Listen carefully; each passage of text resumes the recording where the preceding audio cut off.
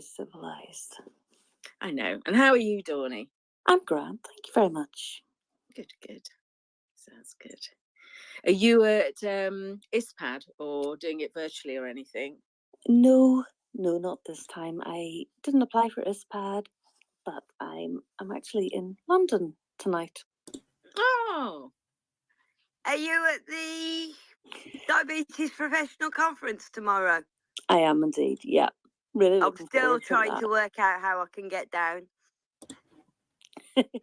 Are you there for a couple of days, Dawny? Yep, flying back on Wednesday night. Oh, okay. It'll be like ships passing in the dark. Well, through my life. Is there any particular talk that you're looking forward to, Dawny? Like, I actually don't know much about it. I saw like a tweet this week, James Path, they're doing a session, but is there any particular ones that you're looking forward to, or can you let us, like, what's the conference about? So it's got a big cardiology focus this year, which is quite interesting because I know that there's a few folk within the GB doc, NI doc communities who've had cardiac issues over the past year. Yeah. So I'm looking forward to attending those sessions. There's always a big focus on foot care and making sure that your feet are in good working condition, and if they're not, what ways of looking after that to prevent any further foot issues or to manage life after foot issues have been dealt with surgically. But the one that I am really looking forward to is a talk on hyperclose lipids in pregnancy, which is being delivered by Kathy Campbell, the diabetes specialist midwife up in Leicester. Because Kathy and I worked together whenever she qualified as a midwife at first, before she moved over to this side of the world. Brilliant. Sounds interesting. Yeah. So that should be good. Oh, and Parth is doing a session with James on peer support. So that's very appropriate to give that a wee shout out at this point in the game, isn't it? Is that tomorrow or Wednesday, Dawn? I have no idea. I am hopeless with organising times and schedules and things. I just have alarms set all over my phone to make sure I don't miss things that I want to go to. Because isn't that the conference that's free for healthcare professionals? Yeah. Yes, it is. Yeah. Oh, and Bernie Warren is speaking at it tomorrow about eye health. Okay. Oh, yes, she is. I saw that one. And I know Laura from Eden's doing a talk as well tomorrow afternoon. That's right, yeah. So lots of really, really good people doing lots of really good talks, and already quite a wee bit of lived experience coming to the fore, you know, in the programme itself as well. And it being ISPAD week, I have to just keep saying again, shouldn't be anything about us without us there. And if we're there as healthcare professionals, if we're as lived experience, that's so important in itself, isn't it? Because they're not that welcoming to non-healthcare professionals. Yeah. Because I've spoken at it. Yeah. Which, that's not great. Yeah.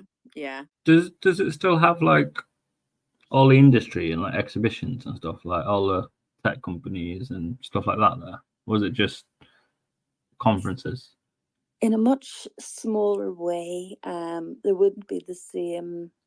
So it's not like DUK in last March. No. Smaller version, I would say, wouldn't you, Dawny? Yeah. I was talking to my husband about it on the way up to the airport this morning, and I was saying it's kind of like if Diabetes UK's professional conference is like the Balmoral show at home, which is our biggest agricultural show, with every conceivable thing to do with farms, farm machinery, animal feed, all of the stuff. This is kind of like Castlewellan show, which is much smaller, much more pared down. Yeah. So it doesn't quite have all the bells and whistles of the bigger conferences, but it is interesting. Certainly, it's not that it is from the point of it has a bigger focus on things that GPs in particular are able to do to help people living with diabetes of all types and any types. Is it normally during ISPAD week, or is it just fall in this year? Does it normally around the same time or at the same time? Like, I have no idea. It's usually around this time of year. I'm not sure if it's the same week in October, but I know it's normally this time-ish. But I don't know if it's, always the second or whatever week we're on, second or third week in October or whatever, but it is around this time. Yeah. And this pad obviously starts officially Wednesday, doesn't it? Wednesday to Saturday. Well, apparently it does, yeah. You could tell us a bit more about that. I was going Tom. to say, you'd know more than us, Tom. Well, if I get my suitcase packed and everything done by the morning, I should be hopefully on the flight by morning. So yeah, I head tomorrow, which is exciting. What time do you fly? I fly 10:15, so my taxi is 5:15 to Chesterfield. It gets to Manchester at 8 o'clock. So I'm a bit anxious. I'm normally one of them that gets to airports like 3 hours before. So I'm a bit like, if I get there for 8 o'clock, am I going to have enough time to walk up to terminal? I've already checked in, so all I have to do is drop my bag off. But I like to be there like 3 hours before. Like, I'm one of them that likes to be there before like the plane has even left like the destination it's set off from. So I'm a bit like, oh my gosh, like if I get there for 8 o'clock, by the time I get to terminal, it could be 8:30, like getting through security. Is that enough time? And I'm like, oh my goodness. What time was your flight? 10. 10:15, and it says check-in closes at 9:30, I think, and then gate closes at 20 to 10. But they normally haven't even boarded by then, have they? Yeah, but 9:30, you'd have to be very. Do you know what I mean? You've got a lot of time to get there before 9:30. Yeah, that's what I everyone can keeps telling still me. envision the phone call at 4 o'clock in the morning. No, I should be all right. So are DDoc letting you stay the night before this time? Yes, because the conference And starts. are you coming home after the conference on the last day? Yes, Saturday. Oh, okay. Yeah. I think the scholarship enabled you, obviously, the pass for the conference, the flights, Yeah. and Oh no, it was just the accommodation. Yeah, I think it was the ATTD. night before. They did the night after the conference they paid for, because the conference didn't end till I think it was 6 or 6:30 Yeah. on the Saturday. I Saturday? think with this one, I think the last talk is around 2 or something like that, 1 or 2 o'clock. So I think it finishes at 2 actually, and then I can essentially just get back. Yeah. I think my flight. I think they do either, 6. isn't it, the night before or the night at the end, depending on what the schedule is. Yeah, to be honest. So yeah, I'm looking forward to it. Let me get my app actually. I'm looking forward to all the tweets. Yeah, and I'm not going in work capacity or anything like that, or like diabetes chat. It's just like me, really. Yeah. I've always wanted. Tom. I've always wanted to do it, really, and I haven't had the chance with being a teacher, so because I couldn't get the time off. So it will be quite nice. Obviously, when I looked to apply, I looked at ESAD and ISPAD, but I felt this one was more suited to me, I think, with my sort of background of teaching and where I am now with Digibit. So yeah, I'm looking forward to it. Some of the ones that call out to me is there is one on improving school transitions and into adulthood and stuff like that, like talks about diabetes management in school, the challenges of it, but also then looking at other challenges of managing diabetes alongside other conditions, which with my background with SEN is going to look at like ADHD and ASD and things like that. So I think that's really, really fascinating. And then transition to adulthood. There is one I think Patrick is doing on hypoglycemia actually on CGM, so I will go see Patrick there. I'll be a fangirl front row, like, hey, remember me the other week. What else is there? Nat's in the chat as well, and she's going to be there. I was just about to say the same, Dawny. Yeah, I saw that today because I think it was today I saw a couple of people posting. I haven't seen anything today. I've just been in my own world. But yeah, I'm looking forward to see it. I'm looking forward to go. And it's quite nice. I didn't realize until actually I applied. It's quite a smaller conference in comparison to like ESAD and stuff like that. I don't know about ATTD, but because I've obviously done ESAD a couple of years ago. So it's much smaller and it seems more cuter. Like it's got like 2 floors essentially, like exhibition hall, networking, and then like the conference. I think it's like 3 conference rooms, and it's quite like a nice agenda, and you've got like nice intervals in between, like nice coffee breaks and nice like long lunches, and then I think like from the 1 o'clock session, it's like 2-3 hours to the next one. You can go to industry ones as well if you want, which would be good. But there's a nice opportunity to like network and like talk to people or go look at stuff rather than feeling overwhelmed like symposium after symposium, even though you don't have to. And that was when we had the call the other week, it was obviously talked about, and that's very important about managing the time for you guys.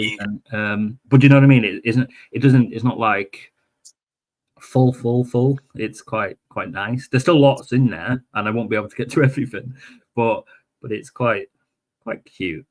So yeah, I'm looking forward to that once I pack. And but I had a drama tonight, guys. So last week I had a phone call to say, because I've recently gone to Omnipod Dash. For anyone that doesn't know, I haven't really sung about it, to be honest. And last week, so I was seen in the summer and I was approved. But last week I got the sort of confirmation from the pharmacist to say that I'm moving on to vials. So I said, could I order some while I'm on the phone to you now? So they said, yeah, that's fine. I said, will it be ready for Monday? Because I fly to Lisbon on Tuesday. I've got enough, I think, but it would be nice to have like an extra one, I guess. And they said, yeah, everything will be dead on Monday. I went this afternoon after I finished work at 4, and I went to that pharmacy, couldn't get it. I went to 6 other pharmacies. They didn't have it. And eventually I found one pharmacy just literally 5 minutes from closing that had 1 vial. So I've got that, thankfully. But what was quite frustrating, and I think this is a conversation as well, is whoever approved this process, they removed my cartridges and pens off my prescription. So when I was at that first, my doctor's, I said to him, okay, can I just have cartridges? Because they said, we don't even have any vials. So they said, we got cartridges, we'll give you that. So they went to look on the prescription. I said, no, it's been taken off your prescription. So I said, I literally ordered it like a month ago, and as of last week, it would have been there, right? And they said, we can't do anything. So anyway, I went back to the GP, and they said they'll look into it. They'll try and get it on over the course of the next hour, while I was looking for vials across Chesterfield like a madman. Once I got that 1 vial, I thought, I'll go back to the GB practice, because it was about 6 o'clock, and I thought, I've got time. Well, about 5:30. We've got time. It closes 6:30. I'll go see what the progress is, because they said they'd ring me, which they hadn't. And then I went in, and they said, we tried to ring the pharmacist, because they had to ring the pharmacist. Then they would go through the GP. And I said, could you not please just go knock on the GP door and just kindly ask them, can they please prescribe me, because I'm going to Lisbon tomorrow morning. It was told I would get it today. Anyway, I got a prescription and went off to Big Tesco, got some. But yeah, I went 7 pharmacies, and only 1 had a vial of insulin. And I don't know if that, I've seen a few things on social media the last couple of months. One is frustrating that they told me it would be ready today, and then I'm going away tomorrow. So that's the frustrating thing. The second thing is they took off other medication that I think it's good to have cartridges or pens as backups. I think it's very important. Yeah. And thirdly, if there is a shortage or crisis of insulin, then they need them backups, because if they can't have vials, people then need cartridges or pens. And because of the situation I was in today, it was a bit more sticky. If I had more time on my hands, things would have been sorted. I've got like 3 cartridges or whatever in the fridge. Everything's fine. But you know what I mean? It was a bit of an experience, and it took me like about 2.5 hours to go through that today. And I've lost that this evening when I wanted to spend time with the kids. You know what I mean? It's just, frustrating at times, isn't it? It's the same in Scotland. I have to say, it took me 2.5 weeks to get more than 1 vial of insulin. Wow. It was really, and when I said to the chemist, they said that what's happening is it's coming up green on the system, and then the suppliers are blocking it from going out. So it took me that length of time, and I was about to go away as well. And I, for the first time in my life, had no insulin in the fridge, none.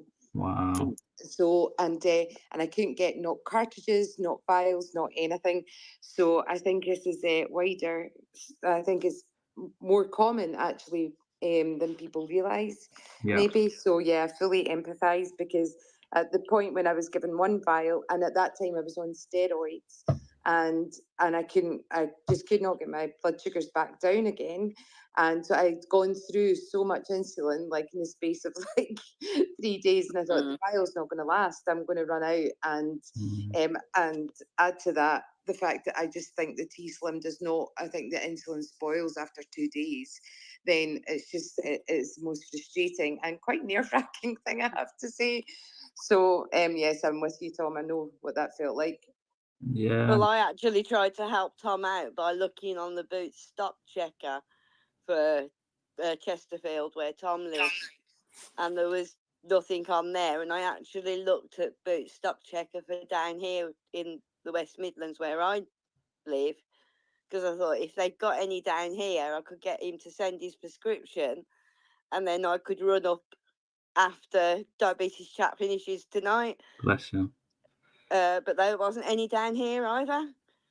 It seems like it's a But I did have visions of having to drive up to you with a box of cartridges from me that you could have borrowed. No, I've got enough. Thanks, Claire. I think with vials though, I don't think they're stock items. I don't think my chemist keeps any vials in, so I always have to wait for them to order them, which is fine. Yes. Because I know they have to do it. But I do wonder if it is because it's only those of us on pumps, and the majority of people, because the majority of people on insulin will be people with type 2, they will be using cartridges or pens. So I suppose they might keep that in stock.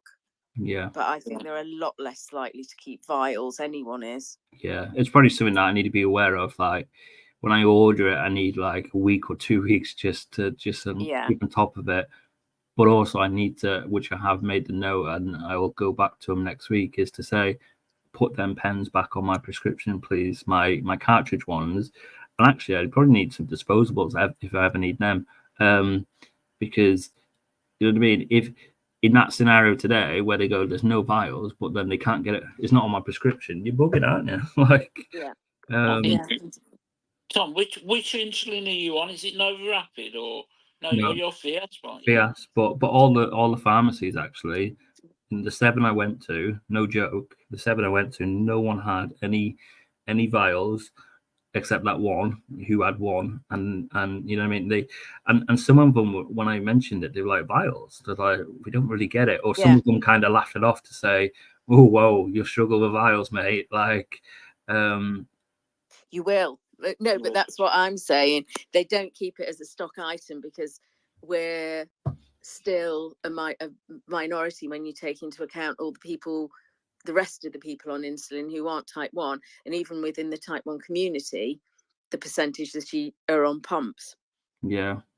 I mean, one thing with having your pens taken off, when they put me on 2 years ago, I made sure that say you need to keep these on. I think it is something that, because of the lack of knowledge of diabetes tech, if you get what I mean, GPs don't understand about the fail safes we need to put in place to have in case of pump failure. And this is why I think things like what Eden do, where they're teaching these nurses who are meant to be in charge of diabetics at GPs, the basics of pump, and also that it should help. But the people they really need to get to are these in-house pharmacists who go, oh well, you're having vials, you don't need Depends. The thing is, though, I think yes, you do. Well, I've had to teach the bloody one at mine. You know, I what think, happens if I have a pump failure? yeah, And yeah, the other thing is, though, if you don't order replacements within 4 months on the NHS app, they will drop off the list that you can order from, and you have to put a little note. yeah.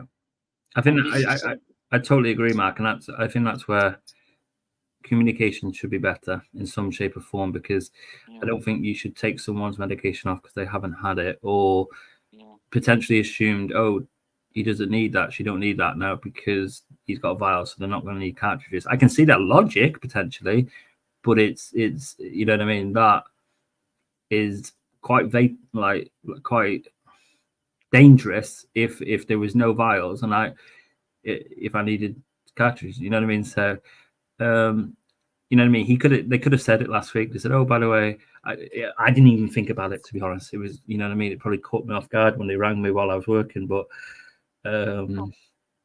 it's a learning thing, and I was going to luckily it's been say, resolved. and give yourself a bit more leeway with vials.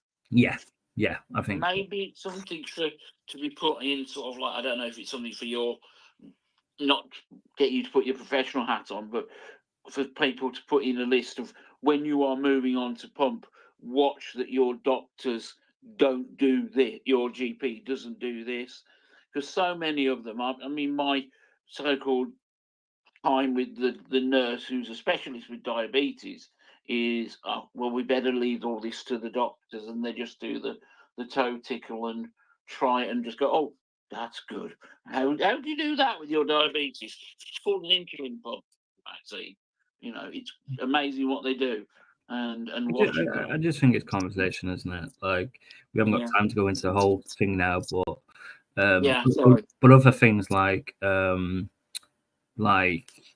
if you ordered some medication and you've ordered it sooner than it's sometimes allowed you to do. I know that some people have that difficulty, but it's like, why have you ordered that? Is it because actually you've used more insulin that month for whatever reason, you've been ill, or you've needed it more or something, or your vials are smashed or your cartridge is smashed? You know what I mean? There's hundreds of reasons, and sometimes they're like, oh no, you're not having that, and it's like, it's blooming what's its receptionists who act as gatekeepers and don't understand the intricacies of these. I think with that, I had not so long ago, which was my own fault. I was away and I lost, I don't know whether I left it behind or whether I dropped it. So I was short of some medication, so I had to put in early, and I just wrote a note on my request, and they were fine. So I think it's sometimes just preempting it with those ones. Did Sean have his hand up? Yeah. Oh, sorry. Yeah, I did. Yeah, I was going to say, I think the education piece is a real big thing here. I've just recently swapped onto Dexcom 1 Pluses on prescription. So the hospital get the GP to issue the prescription, and the first prescription I get is for 3 1 Pluses. Yeah. But then I'm not allowed to renew for 30 days. Yeah. So I had to. I dropped them a line and said, look, I get this, but that means that in week 3, assuming everything else has gone well, I have no spare. Yeah. You know, and we use these things full time. If we haven't got one, then your diabetes is a completely different animal to control. Yeah. And, you know, it sounds really obvious, doesn't it? You think, surely they should realise that. But I think we just have to keep telling them, don't we? Yeah. Hopefully they'll get there. I've had that conversation before, Sean. Hi, by the way. And I think, personally, there should be 4 a month in that case. So you've always got 1 as a backup, or 1 for that transition from week 4 to 5. You know what I mean? Because if they don't have them in stock or whatever, then what are you going to do? You know what I mean? Or in actual fact, they did similar, but it has worked, to be fair to them. They just issued me another emergency prescription for another 3, and then left my renewal on a 30-day, which now means I've got 2 boxes to last me 30 days, and I'll keep that going. So they rectified it really well. But it'd be nice for people not to have to go through that phase, wouldn't it? And it's time for you, like I just said, it took me 2.5 hours this afternoon. It's time for you as the person with diabetes or the parent, pet, or partner or caregiver, but also it's time for them as well. Like if the solution the first time was right, Sean, you're going to Dexcom 1 Plus now. Okay, done. We'll put you on for a month. Happy days, done. You're probably going to be 99.9% absolutely fine. Like, you know what I mean? Like, but instead of you having to ring them probably, I don't know, 3 times a year just to say, oh, can I have that again? I don't think you need 4 a month. I think it's just when you initially start them, or you just need 1 or 2 extra. Yeah. Even if you just had 1 extra, because any that fail early, you've then hopefully, do you know, like you've got that spare, and then it will get replaced. I agree. So it's just to have some, you know, just yeah. that 1 or 2 in hand, and then after that you can just have you 3 a month sort That of is thing. a good point, isn't it? Because actually, otherwise, you could accumulate, and it's you'd be accumulating loads of but them, and you could that'd be a waste. You could have 12 at the end of the year, and if they go out of date, maybe it's like you get that initial month's worth, but then, like you say, you get 1, or I'd say 2 probably, just as a backup that last year for like. But you would build up just because, well, depending how many failures you had. If you had a failure, you're not going to get it replaced if it failed on the last day. No. So you've got a few extra days there on wear. So you'd build up 1 or 2 over time. Yeah. It makes sense, wouldn't it? It makes sense. Yeah. Well, just before we start with the guest speakers tonight, is anybody on Libra Plus that's listening on? Because I have had terrible problems over the last 3 weeks getting Libra 2 Pluses. And it was a good job that I'd actually gone to a couple of diabetic events and managed to get a sensor from each of them, because otherwise I wouldn't have had a sensor for the last 3 weeks. Not 2 Plus, but for the last couple of months, I'm having to order replacements from Libre for Libra 2s, because every other one seems to be failing. It's either they don't work at all, or they just go back to being Libra 1s. And I just wondered if because of the Libra 2 Plus coming out, they'd gone a little bit down. I wondered if anybody else has had that as well. Possibly, yeah. The focus has shifted a little bit, maybe. I know my GP had sent the prescription through to my pharmacy at Asda, and it was Asda that were having problems getting them. They've managed to get them now, but it just seems, I mean, if they've been short on those as well. Yeah. Yeah. Maybe we can come back to it later on, Claire, if anyone please tweet along and let us know if you've had any tech issues in terms of supplies. That seems the topic we're having at the minute. Hashtag diabetes chat, and Claire can pick that up later on. I know Donnie's on the mic, so is Siobhan. If anyone else from the community or the Menopause Mithers wants to come join the chat, you're welcome to send a request to Claire. And we'll get started in a second. Donnie, and then I'm going to shoot off and I'm going to go pack and leave you guys to it. Is there anyone else, Donnie, who needs to come up to the panel, do you think, from your end? Or at the minute, you and Siobhan and see who else turns up? Hello, Mary. I can see Mary there. I've sent Mary a request, and I've sent Alex a request, and I've sent Gillian a request, and Linda a request. No, and anyone else that wants to request, anybody else wants to come up and join us, then please request the mic. Yeah. Perfect. Yeah. Linda would definitely need one, and I'm sure any of the other girls would be very happy to join in as well and share their tuppence halfpenny worth about this journey that we've all been on or are on. So okay, well, we'll make a start, and I'll keep an eye on whether anybody wants to come up to the speaker panel. So tonight on Diabetes Chat, we are joined by a few of the gang from the Menopause Mithers community. Every October marks Menopause Awareness Month, and the Menopause Mithers group was set up in 2022 on World Diabetes Day after lots of awareness was raised on social media and the recognition of the importance of talking about menopause. Tonight we are lucky to have a few of the Menopause Mithers with us. We welcome anyone else from the community or from Menopause Mithers and anybody who wants to join in this very important discussion on menopause and diabetes. You can request the mic or hashtag diabetes chat to get involved. For those of you that are on the speaker panel, I'm just going to start off with some introductions and icebreaker questions. So if you want to give me your information or give the community your information, then you can do. So the questions are, what is your name? What is your connection to diabetes? When were you diagnosed and what tech do you use? Dawn, do you want to start us off? Okay, yeah. So I'm Dawn. I've had type 1 diabetes for 31 years. I was diagnosed on the 5th of April, 1993. And I'm currently doing DIY looping with Android APS using a Libra sensor and a Dana I insulin pump. And I'm going to hand over to Linda. And what's your hypo treatment? Sorry, Dawn, I missed that bit. Hypo treatment? Oh gosh, apple juice. Apple juice is the easiest for me. Okay, Siobhan, do you want to go next? Yeah, sure thing. So I'm Siobhan from the Dizzy Heights and Chile north of Glasgow. I've been type 1 for, I think, coming up for 36 years. I kind of lose count because it feels like an eternity.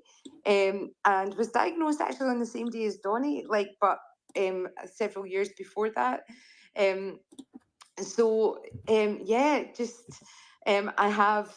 I don't know what my favourite hypo treat is. I can tell you what I hate, and I hate jelly babies. Oh, but I have to say that Gillian did give me a pack of wine gums the other day for the Halloween special, and I only had 2 of them today because my sugar dropped, but it turns out that my husband did actually get there before I did. So I think that the question really of what is your favourite hypo treat should go to him. So yeah.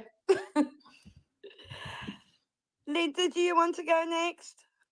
Yes, I'll go next. I'm Linda. I've been type 1 for 51 years now.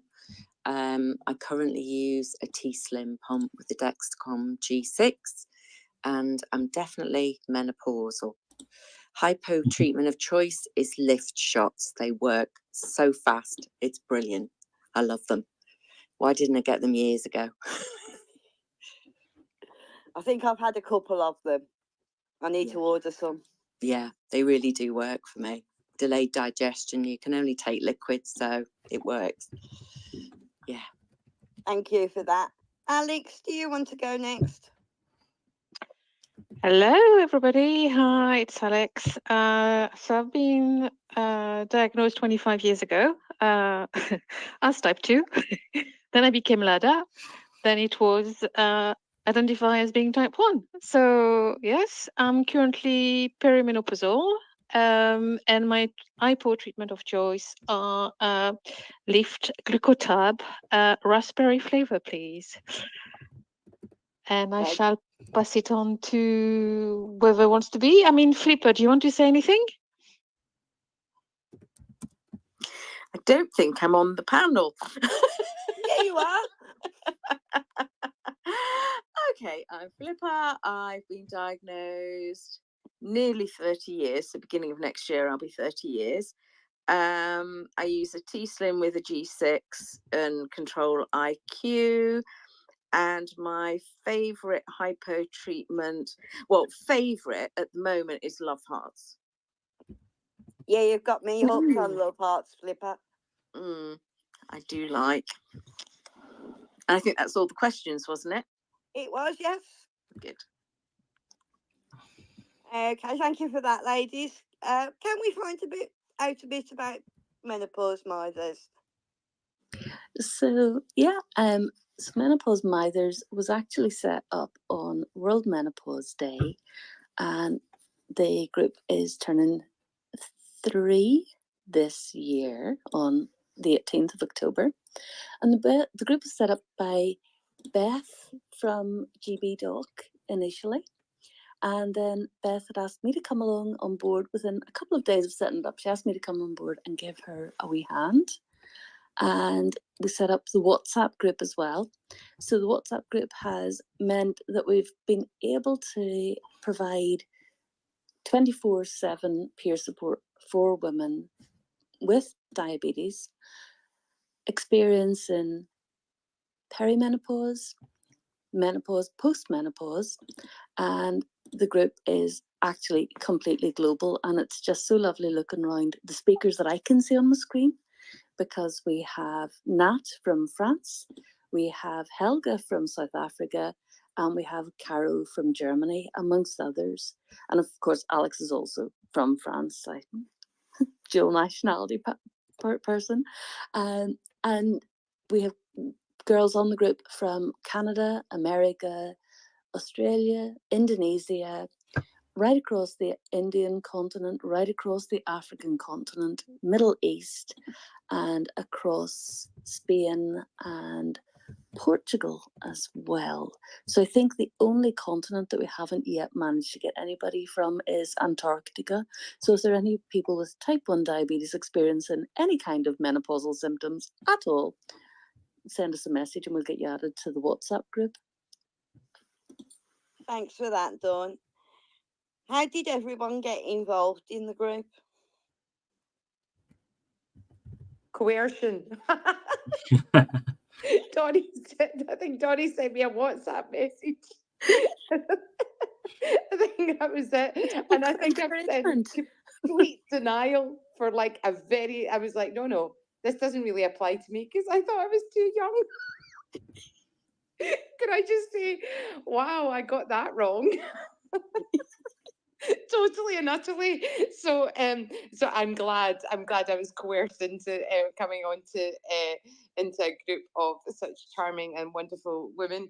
And yes, who I think when I read the post, I think, oh my God, I'm not going crazy. So that was me. And just because I happen to like Donnie and the others. So yeah, it's easy choice. Thanks for that, Siobhan. Anybody else want to add anything else in? No, okay. Just a quick question then. Why is the community important to you? I'll take that one to start with. It's a fantastic platform where you can go and vent about your frustrations that you have with doctors. The fact that you have symptoms that do not seem to make much sense. Some of them are very similar to what you could experience should you be experiencing an hypo or an hyper. So it gets really confusing. So it's just a place where you can go and get some reassurance from your peers, from like-minded people, and experiencing the same. Thanks, Alex. Okay, I'm now going to hand over to Dawn for some questions from Dawn. Okay, so ladies who are here, and that includes you girls who are on as listeners at the minute, if you want to come along and share your experiences, please do that. Just ask Claire for the access to the microphone. So I know I wasn't given anything at all in the way of periods or menopause at all whenever I was diagnosed. And I just wondered, were any of you offered any advice at all at the point of diagnosis or in the time following your diagnosis, particularly whenever your medical team started to have conversations with you about things like statins or things like blood pressure medication? Did they even discuss at that point that perimenopause and menopause might be on the cards and what to expect when you reach that stage? No, nothing done. And not only that, the only thing I was told about was don't have children. That was it. That's what they said. Don't have children. They didn't. They frightened me to death, and then said don't have children. And then basically there was no other conversation. And then they said, I think a few years went by. I had a really terrible start to diagnosis. My dad was type 1. I had witnessed really horrendous things, and was just panicked. And of course, no doctor was really interested in the kind of mental toll of that, and what would then happen. What was the impact on that? And so I think when I was in my 20s, I suddenly found myself being given statins and Ramipril, still not really understanding why. What they then told me after, it must have been about 8 months later, was that my kidneys were packing in, and so they put me on Ramipril, and then by some amazing miracle, my kidneys were back to full functioning and normal, and have been ever since. But nobody ever said anything other than don't have children. Then they told me I couldn't have children. Then they told me that I would go blind if I had children. And then a few years ago, they told me they'd made a mistake. So that has been my only conversation, and quite unbelievably, actually, when I say that out loud. So I'm hoping that other people have got better experiences than what I had, but that was mine.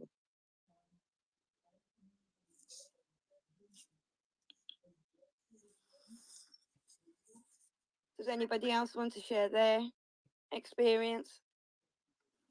Mine was pretty much the same. Male doctors throughout probably the first 40 years I was going to see them. Never any conversation apart from, are you going to have kids? And my answer was no. So I actually thought I was going mad in my teenage years, because I was having 2 weeks of hypos, 2 weeks of high blood sugars, and it was the hormonal influences on my blood sugar at the time. There was never any discussion about that at all, ever. And when I did get pregnant, I got shouted at. So I walked out of the doctor's surgery, never to go back. So yeah, pretty bad. And then trying to seek medical advice for a lot of really normal menopausal symptoms, all my GP wanted to do was put me on antidepressants. So I walked out of there as well. So very unsupported time, really, as a woman with type 1. Yeah. Yeah, the antidepressants seem to be quite the cure-all. I think it is. Yeah. Not just for women with diabetes going through menopause, but certainly even within the entire female community. Yeah, I'll agree with that. Yeah. And they actually took my hypo awareness away, so I stopped them shortly afterwards as well, after losing the driving license. So yeah, I think there's massive improvements to be made in advice for menopausal or premenopausal and post women right across diabetes, really. Absolutely. Yeah. And Alex, I know you've got a microphone there as well. Were you given any information or advice, or were you able to find any advice online from any of the diabetes organisations? So not much for me. So for example, it's only very recently that I discovered that actually my cycle was having an influence. I could see it, but I couldn't put it together somehow. Whenever I was broaching the subject, it was brushed away. Like, you're on a pump, it's fine, don't worry. Nothing really is going to happen. And they were interested if I were planning to get pregnant, which I was. And they say, oh, you have to reach a certain level, you're a bit high, etc. Plus, it's going really to take a long time for you to conceive. And I was extremely lucky it didn't. So suddenly I was passed on to the antenatal team, which was fantastic. And I've had 2 healthy children now. So yes, so it's all very different. And then it was the same when I was discussing menopause, no one could really say anything. I was lucky that my team has never pushed antidepressant my way. My GP has on a couple of occasions, and I've always refused. So yeah, that's me. And any of our global listeners? I know we have Helga and we have Lucia here as well. You girls, anything you want to add to this? Just if you send Claire a mic request or a speaker request.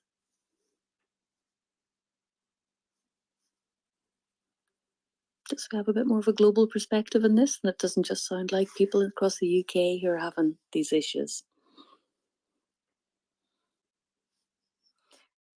Dawny, can I just add? Yeah. I was an adult when I was diagnosed, so obviously was already having periods and stuff like that. And the only thing in my whole 30 years of type 1 that remotely has been to do with me being a woman is being asked at every appointment if I was planning to get pregnant. Yeah. So if they assumed I could get pregnant, that would infer to me that they assumed that I was menstruating. Yet nobody mentioned anything about the effects. And menopause also has never been mentioned. And yeah, it's crazy because everybody who menstruates will experience a menopause, be that a natural menopause whenever you come to the end of your reproductive cycle, or be that a surgical menopause because of other health conditions, or because of choice.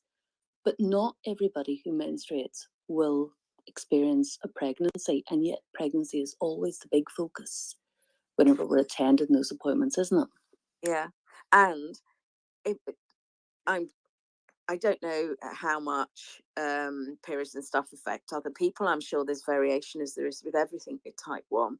But even somebody just mentioning to you that it could, I didn't notice for ages because my blood sugars were all over the place. And looking for a pattern would have been impossible because you're like on injections, mixed insulins, you know, finger pricking, stuff like that. It's only really once you get CGM that you might click into what's happening, but not even then. That's not even guaranteed, just through the chaos. And it just amazes me that nobody ever mentioned. And I just assumed, wrongly it appears, that, because people who are diagnosed as children, they will have been told this when they start their periods, or, you know, as in pediatrics. But then I speak to people who were diagnosed as children and they didn't get any information either. So, you know. Flipper, do you know, I can tell you this is a true story of when I had just not long been diagnosed, and so it must have been about 13 or something like that. And of course, I had already, like, within the adolescent clinic, had been told nothing about how to manage periods, had told nothing about hormones, except being called a troublesome teenager many times by a clinic. And being called a troublesome adult as well, might I add. But, you know, like, I kind of like, I'm just going to wear that now. Why not? But yeah, I was this really troublesome teenager, caused people lots of hassle. But because I challenged the system, and I remember what actually prompted it was that I was sitting in a mixed waiting room one day. And so all these other guys and me, so there was me, the only girl, I think, and one other girl. And this nurse came in and shouted across the waiting room and went, "Siobhan, is it your period? Because there's blood in your urine." I wanted to die. Like, as in, I wanted to just crawl under, like, the nearest hedge and never come back out again. And then the only other thing, she was like, "Yeah, and your sugar's high as well." And that was it. As all of these lovely, you know, remember the diaries that people used to, like, the amazing works of fiction? And, and that we all would, had. and the nurses would, like, walk around and show them to me and go, like, do you know what I mean? Look at this person. It was full of 6.5s because it was the old style of like trying to read the thing, right? And I was just like, that's shite. They were like, why? And I was like, there's no way. And I remember being sitting there thinking, you've got to be kidding me, because I couldn't believe what I was seeing. And then when they actually said to me, I was referred to a psychologist, and they said, well, do you know why you're here? I said, because your clinic's terrible. And apparently that was not the right thing to say. I thought, and I was saying, but there was no thought given at all that you had just gone through a major change in life. But it wasn't just one change, you'd gone through several. And nobody, the shame of it was horrendous. And then the fact that like nobody bothered to like actually say, is everything okay? Are you okay? Is there anything I can help with? And and I would say probably for me, that was the start of an eating disorder. That was the start of like just thinking, my life is never going to be the same ever again. And basically, you've all lied. And I realise that now. Well, I hope that it's a lot different. I'm sure it is a lot different, but it was really brutal. And I remember that day. So it's never, the shame of that has never left me all these years later. It's horrific, isn't it? Just the lack of awareness, the lack of understanding, and the lack of support. And even before we started this discussion, when we were talking about education symposiums at conferences, be that the Castle Wellon show that I'm going to tomorrow, or be that an international conference on diabetes, there's such a tiny, tiny number of lectures which actually touch in this area at all. And so obviously a need for it whenever you're hearing everybody's feedback here. It definitely is, isn't there, Dawn? Definitely. I mean, I've been diagnosed myself 30 years next year. I was diagnosed the same year as Flipper, and I've never been given any information. That's horrific. And you're coming at this as well, Claire, from a type 2 perspective. And yeah. You think there should be some population of people living with diabetes that actually get this information, but it shouldn't have to be a ground up. It should be a top-down sharing of information to prepare you for it. And I think every one of us on the call here have found that the real support has been at a very grassroots level. It's been in the conversations that we have amongst ourselves. Yes. And it's been whenever we let our guard down enough to be open with each other about these things. It's definitely due to the peer support community that we all belong to. Because we don't seem to be getting it off healthcare professionals. And it's maybe something I could look at locally and see what I could do, being a healthcare professional myself. Turn phone off. That would be amazing.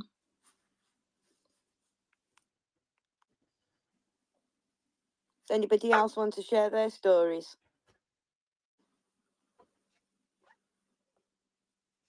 No, I don't think there's anybody at the moment, Donnie.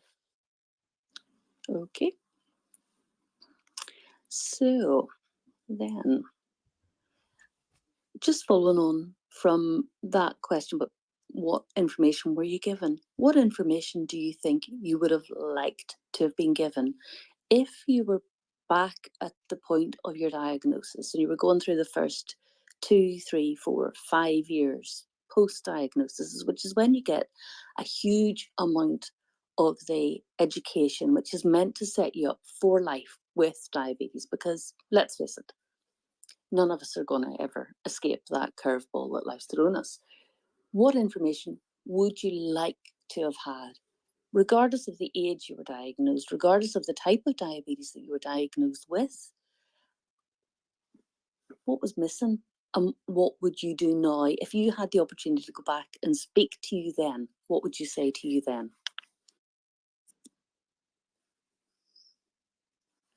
Anybody want to go first?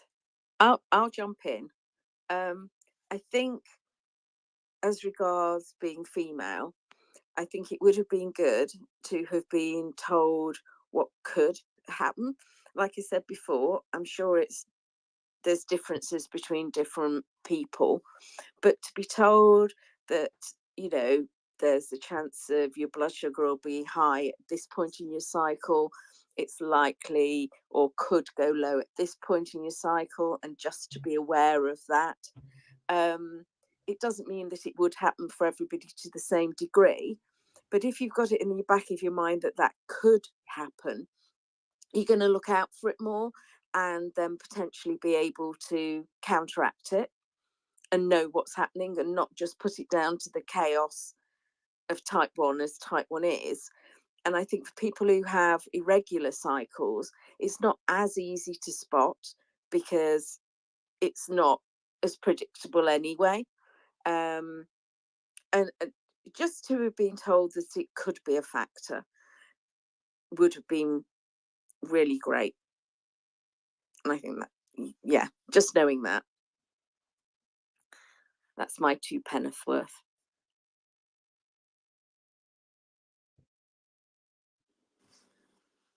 I got given a little JDRF book when I was in Australia. This was probably 40 years after diagnosis, and it was just a little A5 book, but I read it from cover to cover, and I absolutely thought I should have been given that. But back in 1973, there was nothing at all. So, yeah, but a bit late, really, for me. Yeah.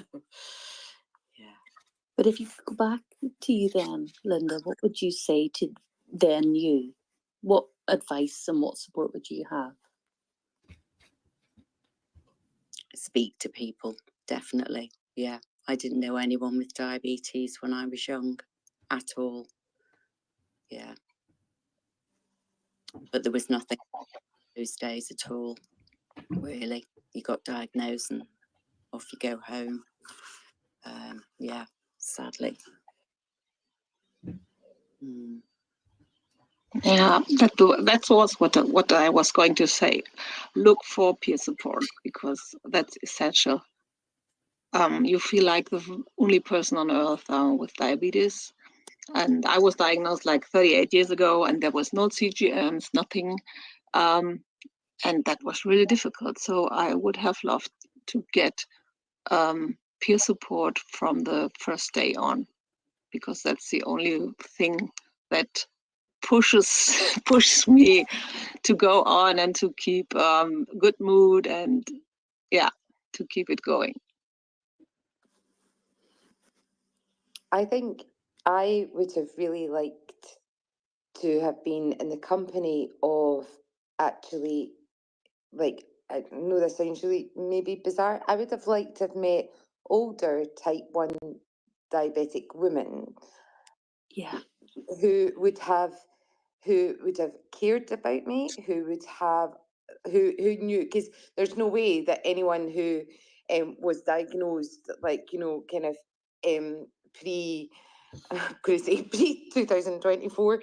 Maybe that's like very cynical, but there was nobody around that time that would not have been told the same horror stories and the same, and or the complete misinformation. And I think if I think of this, you know, all the group and the peer support that we have now, and being very conscious of younger type 1 diabetics who I meet, who are desperate to meet somebody who's older, that can actually they can go back and ask a question, or just actually be in their company, because eventually then, like, the conversations are not enforced, so therefore the shame again, like, reduces, like, because then it's natural, and it also then means, like, that somebody's ready to listen. Because part of the problem is that when you're angry, and when you're sitting there thinking, why the hell me, like, what did I do to get this, and like, and of course you've got all the hormones raging at the same time, you're not ready to listen, even if somebody is like any kind of healthcare practitioner is, like, with their best will in the world, like, trying to impart knowledge. So I think that that is really, really key. And I think that's maybe something that I don't know if that happens like a huge amount at this point. I think in some of the things I've done up here, we've had like some younger type 1s come along and whose mum has kind of reached out and said, is it okay? Like and I'm like, yes, absolutely. And you're not having any other conversation. What you're doing is you're living. And what they see is somebody who's living and somebody who's living well. It might not be perfect, but like it's still better than than it was. So I think for me, if I could have changed one thing, because what I saw and what kind of my legacy from my dad was not good. So to have had somebody else who, and certainly somebody female, I think that would have made a colossal difference. Hey everybody, can you hear me? Hi Helga, yeah, we can hear you. Hello everybody. I just want to go yes, yes, yes, yes. So I'm just going to say yes, yes to all of it. And it's so interesting because just around this legacy, and I suppose like in my case, just briefly, just to give you context, I'm very down south in Cape Town. And I'm an hour ahead of you. And so I was diagnosed with gestational diabetes in 2006, and then that moved on 5 years later to type 2, which for those of you that don't know me, I hid for the good part of more than 12 years until I proverbially came out of the closet. But in terms of this thing around speaking about the legacy and our mums or our aunts or our grandparents or our community, I've been doing whip arounds in terms, I randomly ask people, or I ask people the question when it comes up, and I'm going, so have you asked your mum about it? Or did you speak to your gran? Or what does it look like? And how did it feel like? But it comes from the silent generation, certainly, and a culture where these things are, menopause is not spoken about often. So certainly now it's almost become, it's trending now in South Africa. So you see a little bit more popping up, just a little bit more. But the imaging that goes along with it, there's nobody that looks like me that just jumped out of a swimming pool or lying on a bathroom floor, or, other than the gifs that you see or the memes that you see, it's not actually portrayed as something that feels real. It feels like it's also glamorized in some ways. And so, I just think there's this opportunity to, I suppose, have more conversations and courageous conversations. And I think I was with Dawn and Alex, and we had one of the younger advocates with her, and she was just totally, what is the word I can use? Maybe Alex or Dawny can help me out, but she was totally engrossed in our conversations. And she had said, I wish I had this on tap 24/7. She said it was the most amazing experience. And I think she's in how old is Jean? Jean's in her late 20s? Yeah. Yeah, she was just totally enamored of the conversation. And I just think what an opportunity it would be globally, because it is a global community, if we can have community that is cross-cultural, that reflects all demographics, to share experiences, because I don't necessarily think it's that different. And I suppose across type 1 and type 2. But yeah, it's such an interesting conversation about where our stories of origin come from, around understanding our menopause and where it comes from and how we navigate it. I mean, my mom had a hysterectomy, so she didn't really experience it. But if I look at the symptoms, if I, as a young girl between the age of, and I believe I had diabetes way before I was diagnosed. I think I had it in my I think it was far earlier.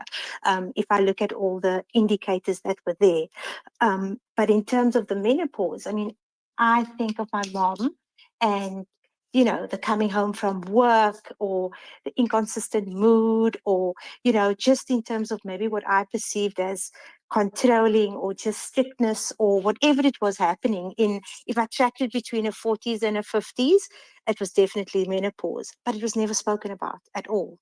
And so I think that there's this opportunity around educating, but via storytelling, because I think it can be hyper traumatizing. It's marked about, what is it? I was sitting in a legal process, and I felt like it felt like every single thing cognitively, I couldn't even string a sentence together. I felt totally out of control. I felt totally inadequate, totally incompetent. And I kept on checking in with my colleagues. I'm going, you know, what's that case law? I didn't cite this. I wasn't. And I realized that there was something really wrong. But I suppose it's a life circumstance and layers of everything, because I certainly didn't realize the impact of it. You know, the low mood, the weight gain. Because me, the obvious thing is that someone has a conversation about sweats. Yeah, let's have a conversation about that. But that then seems to be the surface conversation. Nobody's talking about the low mood. Nobody's talking about the partner navigating internally in terms of their own ecosystems, and the fact that there's no one to tap into. And so, yeah, there's this opportunity. I mean, I'm divorced now, but you know, my spouse never really understood living with diabetes is, and didn't really get into the grips of it, let alone menopause. Menopause was something where you like got a hot flush, or you were moody, and that's where it stayed. And so I think there's also this education that has to happen within the family context and family dynamic.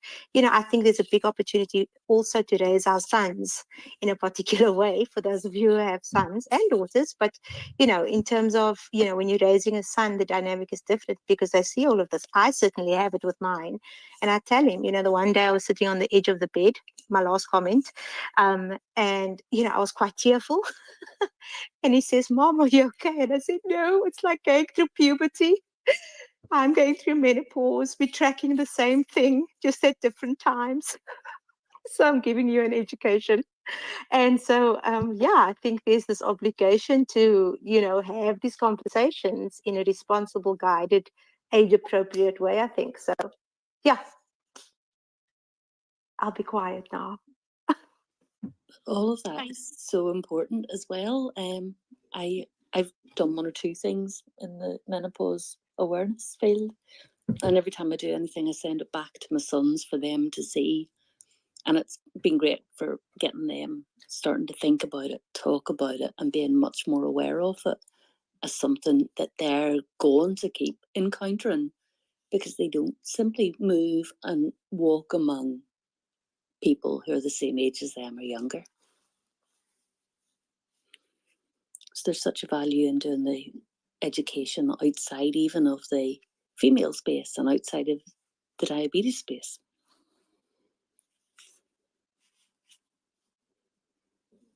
Anybody else got anything to say?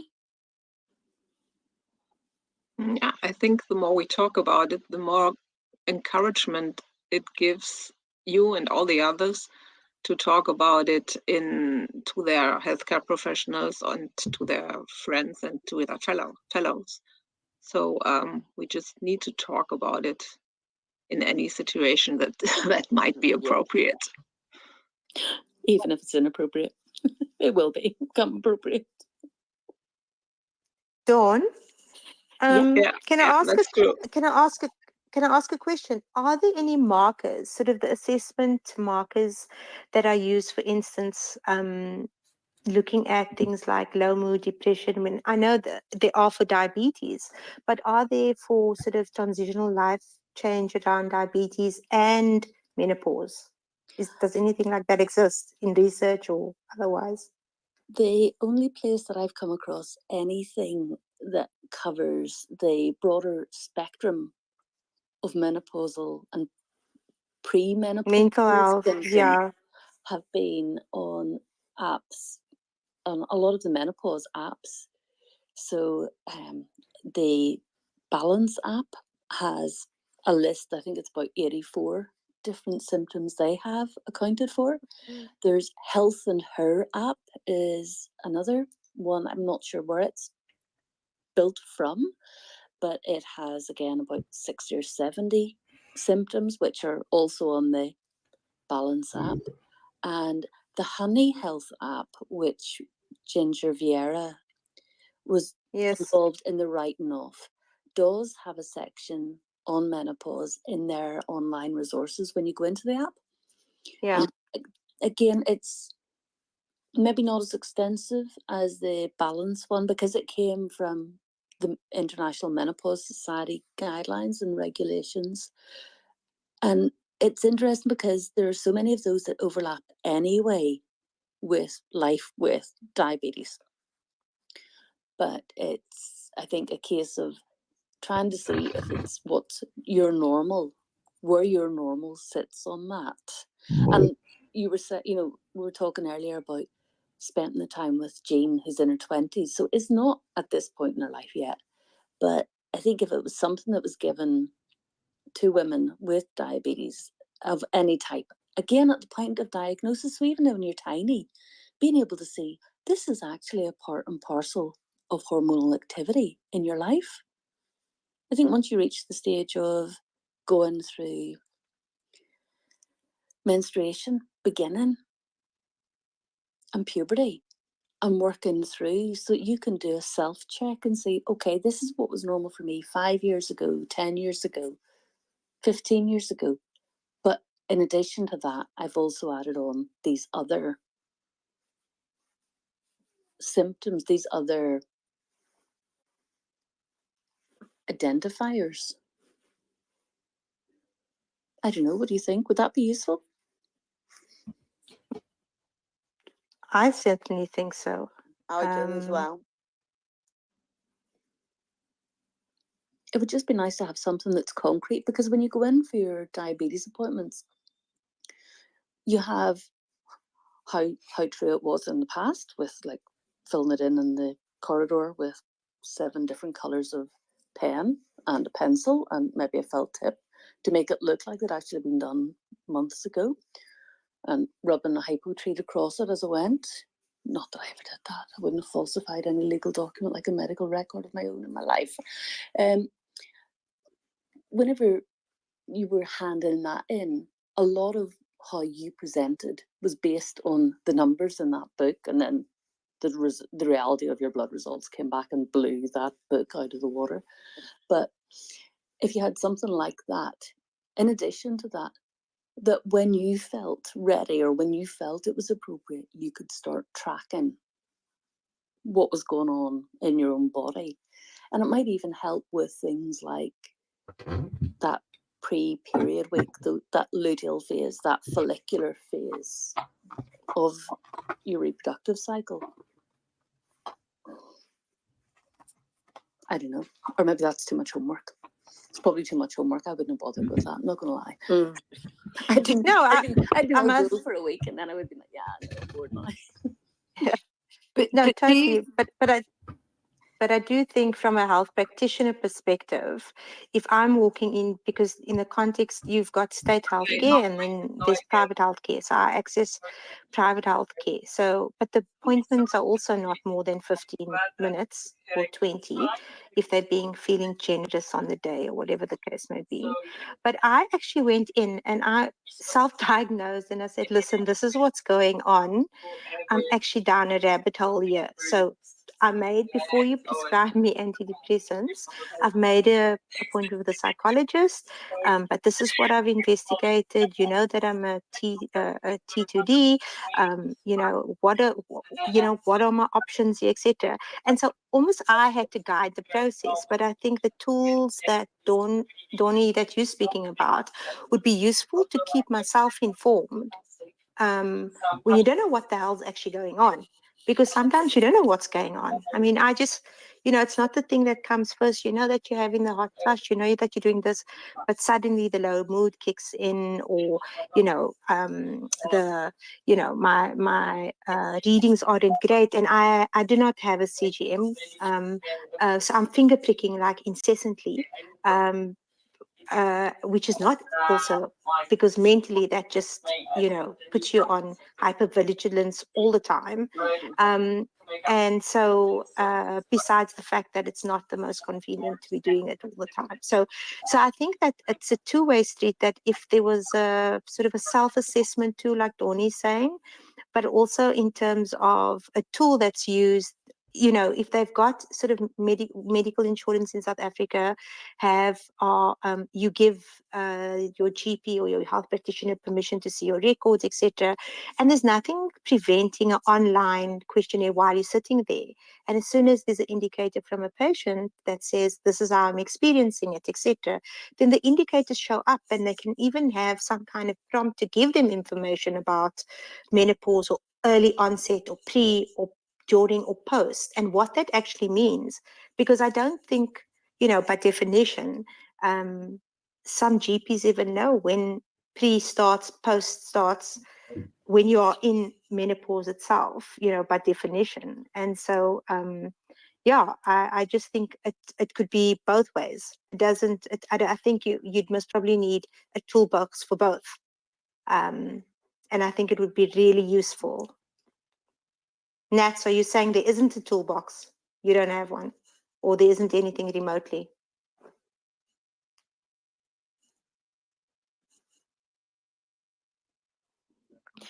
I'm not aware of anything. Can I just add that I think menopause anyway is very, you talk about it amongst yourselves. And that's if you know that that's what's happening.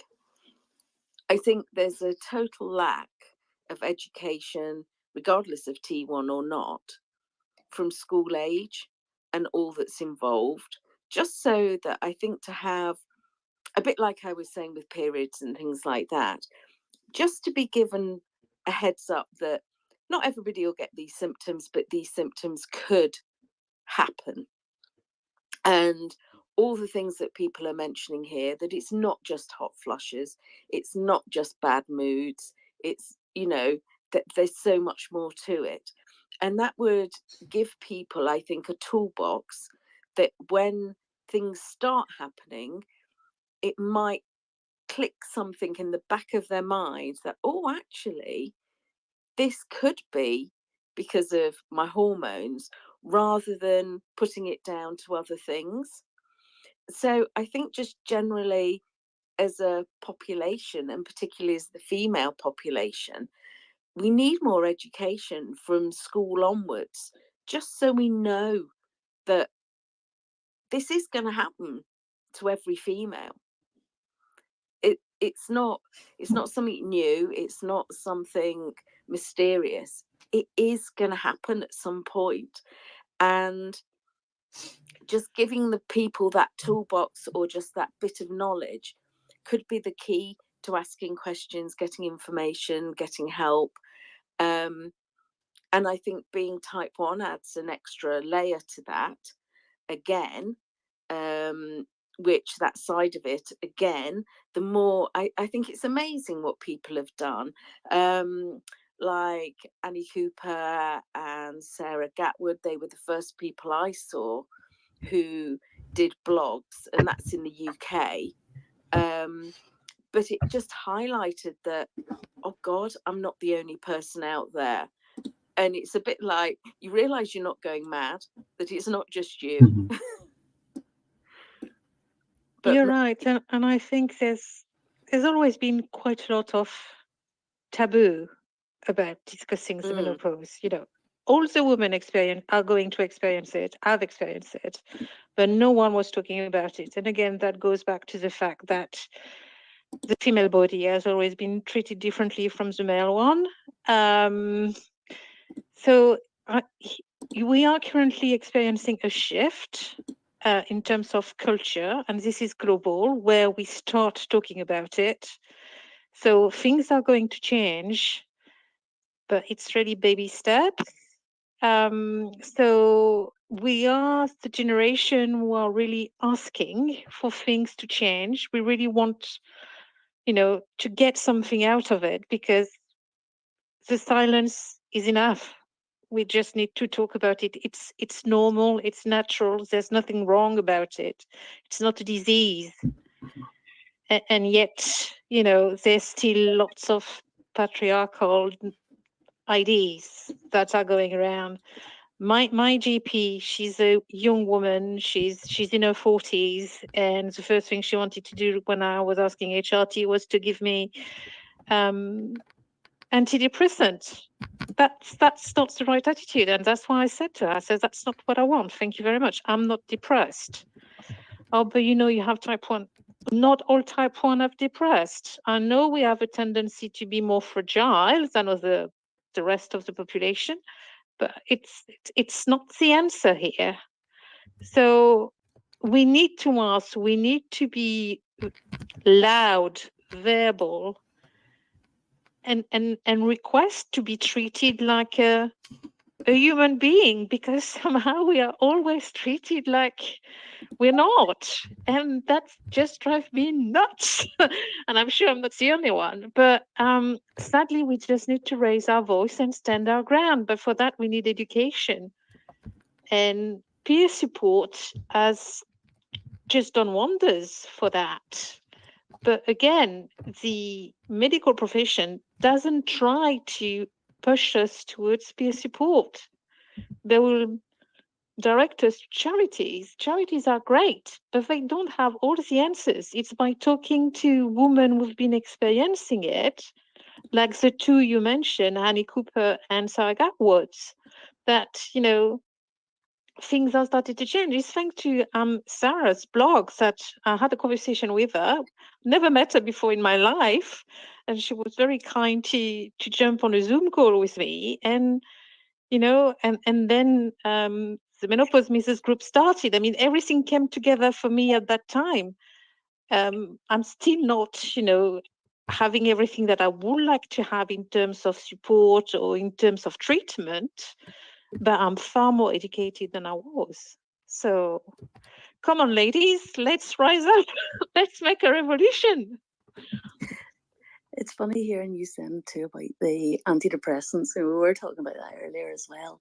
And when you look back to drug adverts for the 1950s, 1960s in America, and Prozac was couched as being mother's little helper. And you're thinking, Mum didn't need Prozac. Mum actually needed somebody to talk to about what was going on in her life and to tell her that it was completely normal.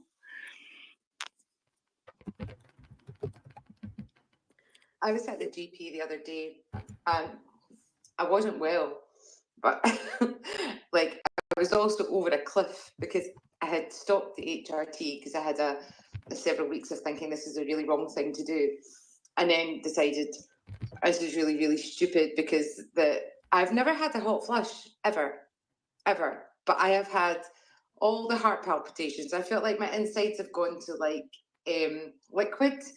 I have felt an anxiety, which is not emotional. And this is a big difference. And I realise that I come from a kind of trauma background where like I think it's very, very much a case of it's easy to say, well, you're just anxious and you need to sort that out. But when that anxiety is actually a physical thing, then all that happens is that you want to fly into rage and headbutt the person that you're talking to. Just for clarity, I did not headbutt the person. But I did say to her, she was like, "Are you anxious?" And I said, "Yes." And she was like, "Oh, that was the conversation?" And I was like, "Oh, that's an interesting one." And there was no further like, oh, is there anything we can do? Is there anything? Do you want to like, you know, chat? Do you want to like nothing? Absolutely nothing. And I think it is that thing of understanding that there are different types of that anxiousness. There's different types of anxieties, different types of panic. And some of them are absolutely not emotional. What happens though is that like we then fall into this thing because we've heard for so long, okay, well, if you have a high blood sugar, then you're going to die because basically your leg's going to fall off and your kidneys are going to like, you know, basically implode and all the rest of it. Then you end up panicked because essentially like you have that thing of like, okay, well, there must be something really wrong with me. And I think that's where we really fall down like in our healthcare practices, because reassurance is vastly underrated. And I think if we were able to give people more reassurance and say, right, okay, I understand this is where you are just now. Like, I might not be able to fix it, but I get it. And I think that that's what the peer support does, where in actual fact, I have never experienced that in a healthcare establishment ever. Not ever. I've had people be lovely, I've had people be nice, but in actual fact, I've found more support in amongst a peer group where I go, okay, this makes more sense, and I don't feel like I'm going completely crackers, and which is and of course then you feel really isolated, because the more that you feel like that, the less able you are to actually ask for help, and so the system is the cycle just kind of perpetuates itself over and over. I'm really not a troublesome Scot, by the way, just in case anyone's wondering. I think it's also, like you're saying, you don't realise all that's involved, all that can be involved, and all the symptoms and all the different things. And so you don't always put two and two together. Yeah. And they just seem separate bits, and you, like you're saying, you're just thinking, God, am I going mad here? Or, why is this happening? But if you knew, and it's only when somebody else mentions it that you suddenly say, oh God, me too. Did you have that as well? That just helps. And it's not that it's getting rid of it. It's not that it can make things better as such, but it's just knowing that it's normal is really reassuring. It is, yeah. Totally. Different women go through different things, don't they? But if you don't know what to expect or what is normal, then if you can't talk to anybody, you are totally on your own. Yeah. I'm just conscious of the time. It's just coming up to 9:30. Is everybody okay to carry on for a bit? I'm going to be leaving shortly, but I'm here at the minute. But if I disappear, I apologise. It's been lovely hearing everybody and speaking to everybody, but I've got to go in a little bit. I'm afraid I do too as well, only because I actually haven't had dinner yet, and I've been in rehearsals all day, and I'm just now really flagging. But it has been really lovely to chat and in such a really supportive environment as well. Thank you so much. Well, thank you for joining us. Thank you. I'm sorry, are you there? Thank you, Siobhan.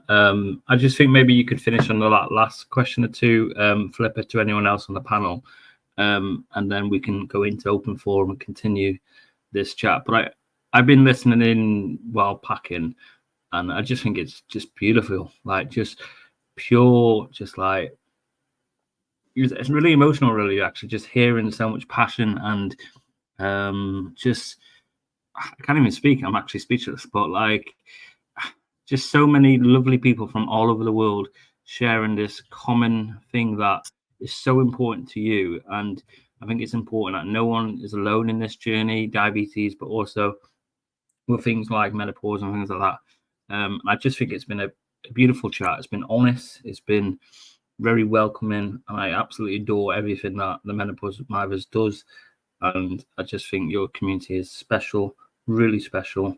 And I think people should connect with it where they want to.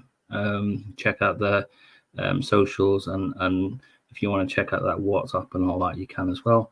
But honestly, really empowering, and yeah, I hope it's been helpful for you guys as well, because we all love a bit of a natter, don't we?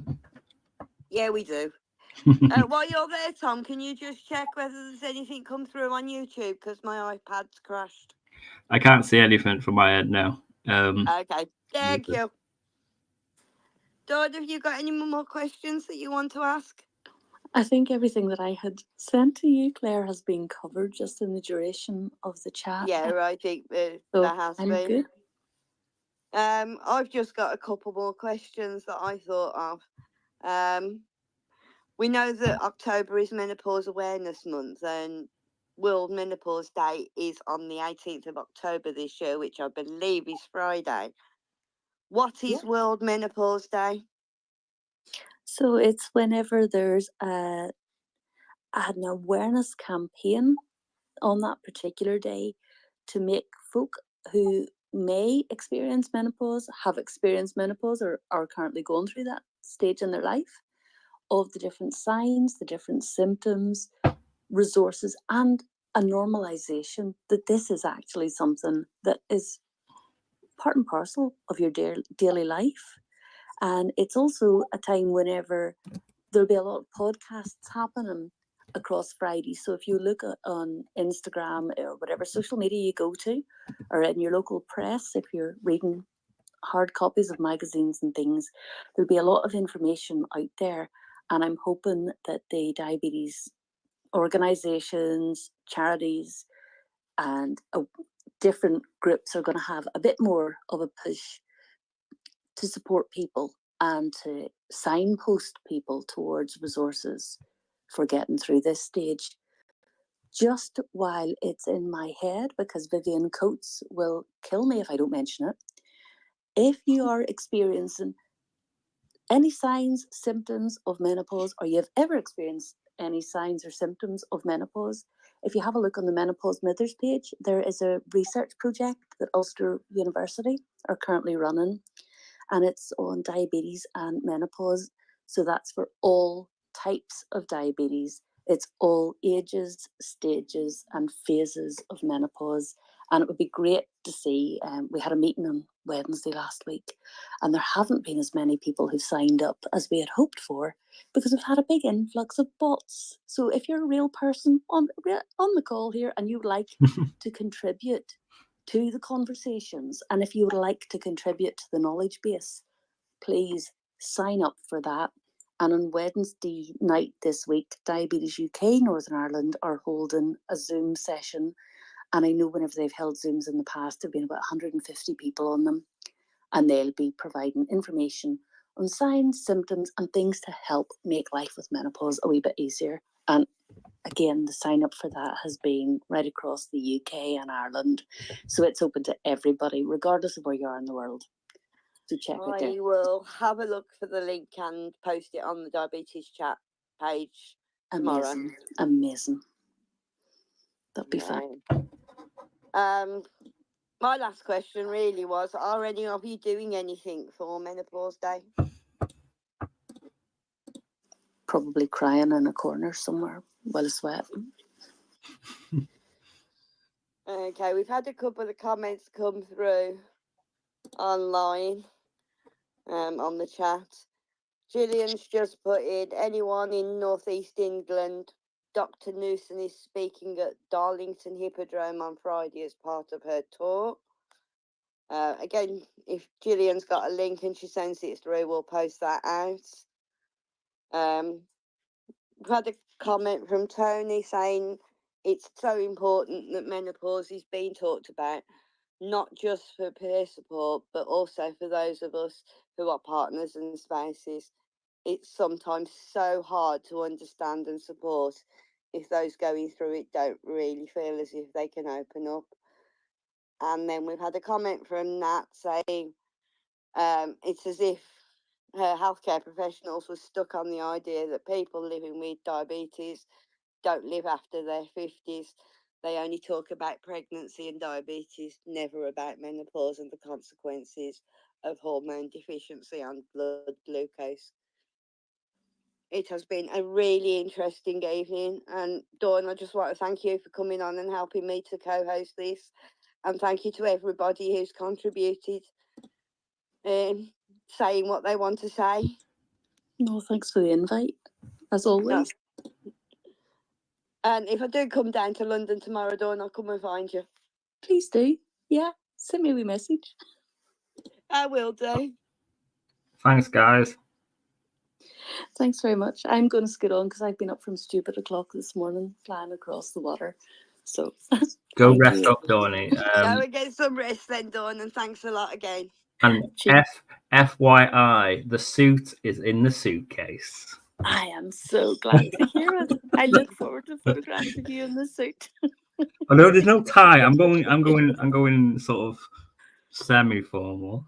To To be honest, I think the suit will only be for Friday's dinner. We're going out for a nice dinner actually on the seafront. It looks really posh.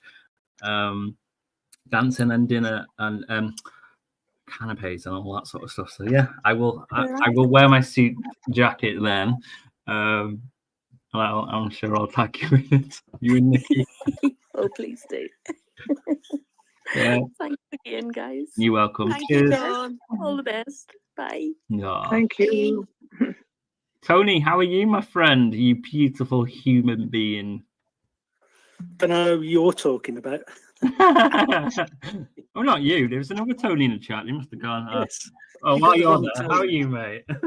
Yeah, I'm good, thanks. It's been sorry I'm late to the party, but it's been amazing. I don't have to outline my admiration for all the amazing work that Alex and Dawn and everybody else have done. It's been, I've been an admirer for so long, but it's really interesting, having gone through the process with Maggie a while ago, and it's all about the support and it's very often it's about partners as well. It's hard. I felt so there was a whole trip of guilt about not knowing enough to be able to support and reassure and help and so I think for those of us who aren't actually going through it but are wanting to know more, it's a great thing to just be on the other side, to be out, to be allowed into the space in order to contribute. It's it's very impactful in terms of relationships and parenting, and it was a awfully difficult period of time for both of us and for the families as well. So I just wanted to kind of that it's really difficult. I sometimes feel though I'm crashing the party, but certainly from my viewpoint, the better support means the better is the whole approach to and particularly Julian mentioned Dr. Newsom. Maggie saw Dr. Newsom up here in the Midlands. I think she was based at Spire and Solihull, and particularly Dr. Newsom was just amazing in terms of her knowledge and her commitment, and basically it gave us another route to kind of follow when she'd gone through the GP process and had little to no support through that, and so Dr. Newsom's just been brilliant in terms of pushing the subject into the spotlight. So again, just admiration of her work and knowledge and her personality in terms of being brilliant. So sorry, I'm hogging. No, I think it's very important, and I love how you've credited the Dr. Newton as well, and talked about your partner's experience of living with menopause and stuff like that, and then bringing it to diabetes for someone who's living with the condition of diabetes as well. It's 10 times even harder, I guess. And I just think it's great. I suppose this parallels, isn't there, between us being type 1s and our partners, and how they kind of sometimes struggle to understand the intricacies of the condition in order to support. And there's a similar parallel to Maggie going through the menopause and me trying to support her, also me, my vision, and her trying to support me, and it's just knowledge is key, isn't it? It's to you know, to be able to listen and learn is a great thing. Yeah, I just think communities like the Menopause Mithers, I just think it's great. You know what I mean? Like a sort of specialist like group of peers, like it's just really welcoming, isn't it, to have someone who has your back, who knows the experiences, and as Dawn and Alex and everyone was talking about before, it's like it's for all types of diabetes, all types of menopause, all different everyone's welcome, all different backgrounds, all different stages of life, and yeah, you know what I mean, we're stronger together, helping each other out, and there definitely needs more research and more education, more awareness in the field in general, but it's fantastic there is powerful, supportive communities like Menopause Mithers. So yeah, great stuff to them guys. It's like you're gonna hear how helpful it's been for the group, on the people in the group and the family members. So yeah, please go check them out. And